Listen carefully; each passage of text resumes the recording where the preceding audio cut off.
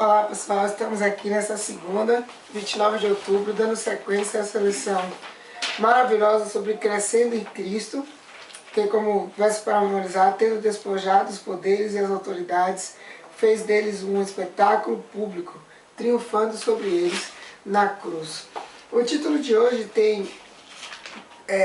traz para a gente escravos libertados e apegando-se à cruz, que tecnicamente é a mesma coisa, porque para sermos escravos libertados nós precisamos estar fixados na cruz de Cristo.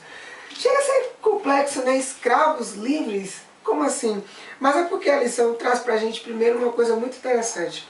Se a gente realmente assumir a consciência de que a redenção ela é necessária e só é possível quando alguém livra a humanidade de um mal, quer dizer que a humanidade está sujeita a algum mal muito forte sobre ela mesma, um mal tão forte que ela mesma não pode se salvar desse mal. E aí vem a questão: que mal é esse? O que é isso que escraviza a humanidade de uma forma que nem ela mesma pode livrar-se disso? O que seria isso, Carlos? Pecado. O pecado.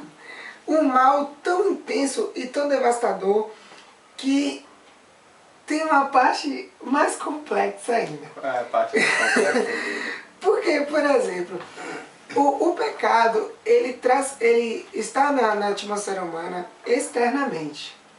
Ele vem até mim. Só que, por outro lado, ele está na minha vida internamente também. Então, ele é algo que é criado de dentro de mim e que me traz consequências ruins. Então, aí vem a pergunta: como que eu vou me livrar de algo que eu mesmo crio dentro de mim? Que a minha própria natureza me obriga, me impulsiona a realizar, a fazer. E aí vem... É clássico e objetivo dizer então que esse é o pior inimigo que a gente já enfrentou. O inimigo que eu mesmo crio é o pior inimigo que eu já enfrentei.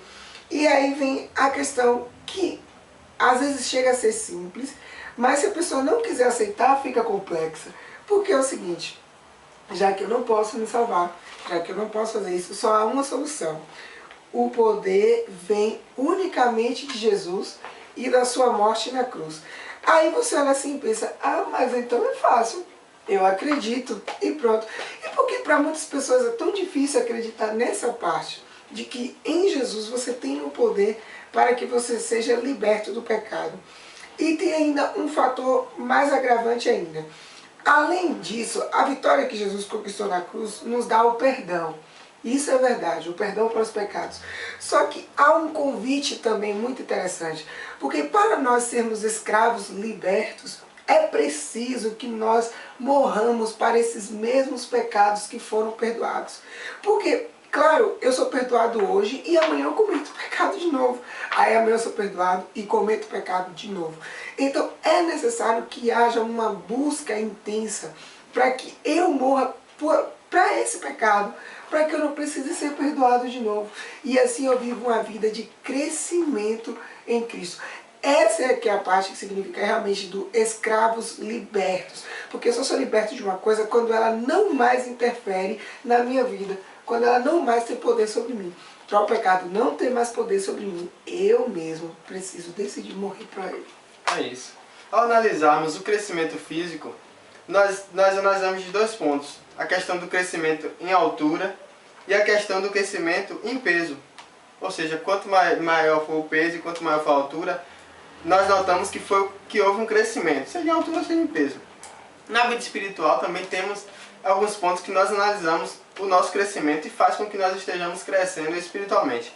Primeiro, incline-se, ou seja, nós precisamos nos inclinar para ver a face daquele que morreu por nós, para ver a face daquele que veio, viveu aqui e se entregou na cruz do Calvário, se entregando para que nós possamos ter a oportunidade da vida eterna. Ele pagou nossos pecados através da morte dele. Ele veio para servir, para que nós não precisássemos ser servos desse pecado. E acima de tudo, que nós pudéssemos assim ter a oportunidade de sermos chamados de herdeiros de Deus. Então que nós possamos estar nos inclinando para ver esse Cristo maravilhoso. Assim nós estaremos crescendo espiritualmente. Outro ponto é nos libertarmos. A vitória triunfante de Cristo, ela vai muito além da sua morte na cruz. Primeiro, porque a sua morte foi onde ele perdoou todos os nossos pecados. Todos os nossos pecados estavam sobre ele e ele pagou o preço que nós deveríamos pagar morrendo por nós. E o segundo ponto importante foi a questão da ressurreição. Na ressurreição foi onde veio para nós a esperança de ressuscitarmos também nessa segunda vinda dele.